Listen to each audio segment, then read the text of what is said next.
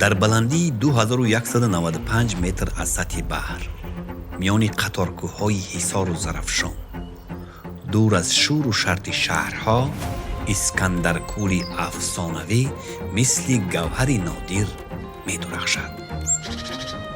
мегӯянд ин кӯл дар натиҷаи заминларзаи азим аз миёни кӯҳҳо ба вуҷуд омадааст. оби софу кабудаш мисли оинаи осмон ба ҳар нафас оромӣ мебахшад. соҳили 14 километраи он гӯё оғӯши табиат аст, ки меҳмони худро ба сукунат ва шукӯҳ даъват мекунад. аз шоҳроҳи душанбе-хуҷанд танҳо 22 километр роҳ аст. искандаркӯл, ганҷи кӯҳистон, оромии ҷон ва шукӯҳи табиати тоҷикистон.